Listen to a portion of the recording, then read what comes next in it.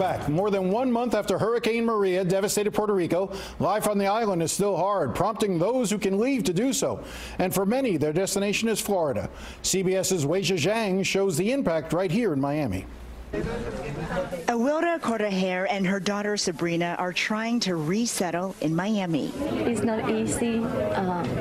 I can't sleep. They are among about 58,000 Puerto Ricans who fled to Florida after Hurricane Maria devastated the island. It's very difficult to organize, looking for a house, looking for a school, looking for the health care.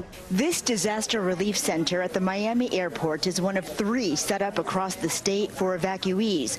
More than 50 groups are lending a hand, including FEMA and the Red Cross. Florida lawmaker and Puerto Rican native Robert Asensio says he's scrambling to find affordable housing, jobs, and schools for the new arrivals. The quicker we get them into the society, the quicker we'll be able to offset the expense on the state and help improve their quality of life. Is this everything you own? Yes, everything. Evacuee Alfredo Alatrista says he needs all the resources he can get. The house, the food, is the job, transportation, everything. So start from zero. At 62 years old, he remains positive. I cannot cry over the same.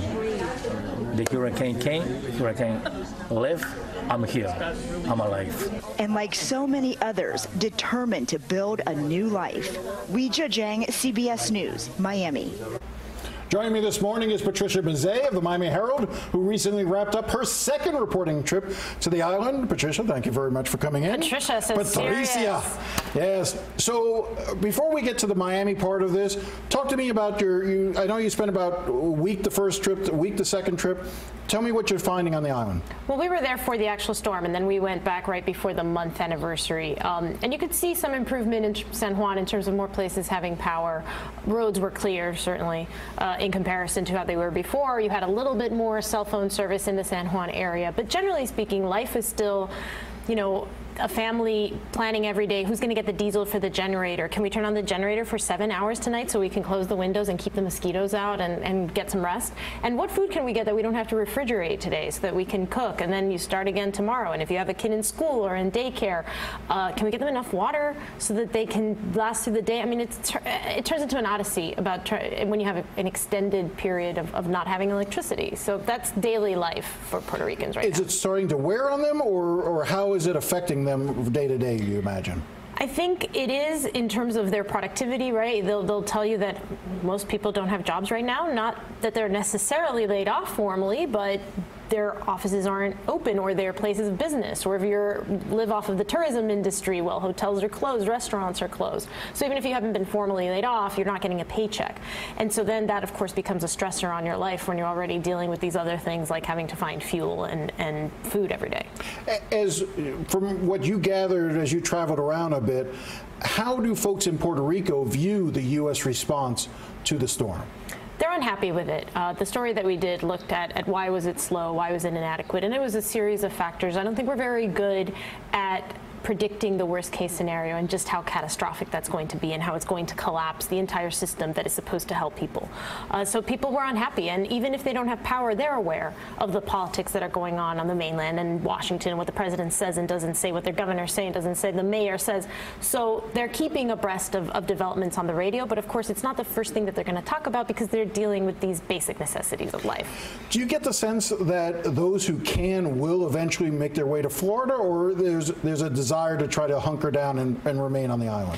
Both. I think there's a real fear from the government that the population, from the Washington government or the Puerto Rican government, that their population is going to continue to decline. It was already going down because of the financial crisis, which has been a decade long, and that now they're going to lose more professionals. And are you going to have towns full of seniors? And what is that going to do to the economy that's already hurting? Is it just going to delay rebuilding even more? So I think Puerto Rico fears a massive exodus, and they've been warning Washington about that too. They're saying, hey, if you don't want to have this happen, because then the mainland is going to have to absorb all these people, Florida and New York, then help us out. from a political standpoint, this could be a fascinating period of time in Florida. As you see, if you do see a large influx of Puerto Ricans into the community, they tend to, those who come from the island tend to vote, you know, are independent-minded, but can be more Democratic-leaning. And certainly, if the Trump administration they feel has let them down, they could also register as Democrats. They could hold a real power and real sway in the 2018 governor's race, the Senate race, and certainly going into 2020. I still think that's a big if, because they would have to stay here for the long haul, right? Not just for a few months. They would have to register to vote, and then they would have to vote. I mean, we have not seen the sort of turnout rates from Puerto Ricans in Florida already, like the Cuban Americans. They just vote in lower numbers. And we don't know what the numbers are right now, because the state of Florida says more than 73,000 people have arrived from Puerto Rico since October 3rd. That doesn't mean they're all Puerto Ricans. And but you would have been counted in that. I think I would have been, because I landed after October 3rd. But we also don't know how many are staying. We don't know how many are staying in Florida or on the mainland at all.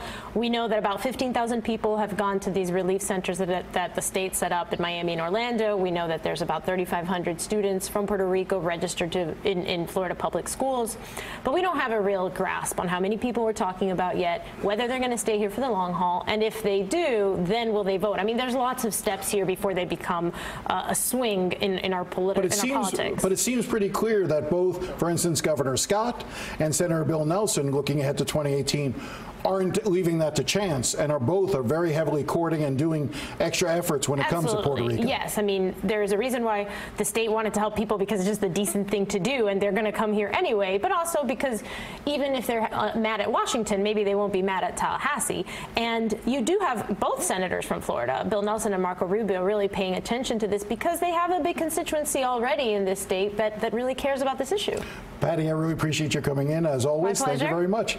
All right, up next, debris removal in the Keys gets complicated. Go figure.